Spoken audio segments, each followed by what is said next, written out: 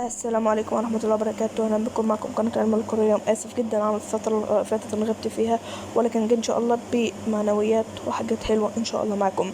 ترتيب الدوري الإسباني بعد فوز ريال مدريد على فالنسيا 4-0 بفوز ساحق. هل أنت متخيل إن المرينج ريال مدريد من بعد ماتش أتلتيكو مدريد 4 اللي خسروا 5 والكل اتريق واللي كله اتريق عليه؟ انت عارف دلوقتي بقى كسب كام ماتش من بعده؟ ادي كارات 1، فيريال 2، ختافي 3، يوفنتوس 4، برشلونة 5، وفالنسيا 6. عارف فالنسيا دي عقدة ريال مدريد حرفيا. كل حاجات كتير جدا. يعني انت الماتشات اللي جاية ليفربول ماتش صعب جدا على الانف، يجي يلعب في الدوري ماتش برضو صعب في ملعب فاليكانو في ملعب فاليكانو على ريفيرو، وإيليتشي على مين؟ على ملعب إيليتش، أولمبياكوس على ملعب أولمبياكوس، جيرونا على ملعب جيرونا. بس وبعد كده بعد كده قصدي السيتي على ملعب السانتياغو برنابيو. فانت بتتكلم ماتشات جايه صعبه جدا، فالفوز ده هيحفز لعيبه ريال مدريد جدا جدا جدا.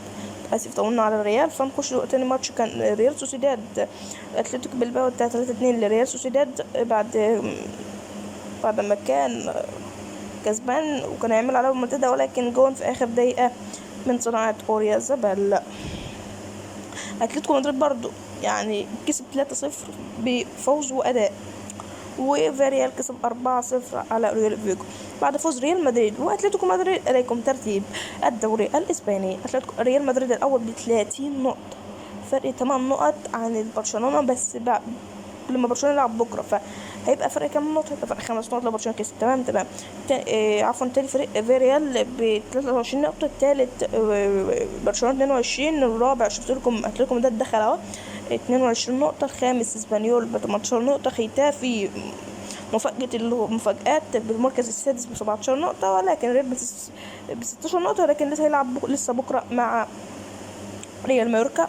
والمركز الثامن إيليتشي برصيد 14 نقطة، والمركز التاسع رايو فايكانو ب14 نقطة، والمركز العاشر أتلتيك بلباو ب14 نقطة. بعد هدفين امبابي اليوم إليكم ترتيب الهدافين. كيليان امبابي 13 جول، هو الأول على الدوريات الخمسة الكبرى، أول 13 جول في الدوريات الخمسة الكبرى. تاني واحد خوليان ألفاريز بعد جون النهارده من ضربة جزاء، بل في المركز الثاني. الثالث إيتا يونج في المركز الثالث برصيد 6. فينيسيوس جونيور بعد ما اهدر ضربة جزاء كان يجيب الجون السادس، لكن ضاع ب5 أهداف. وموريكي لاعب ريال مايوركا ب5، هو المركز الخامس سبحان الله. فاندوسكي سادس ب4 أهداف. ما تنسوش اللايك والاشتراك. سلام.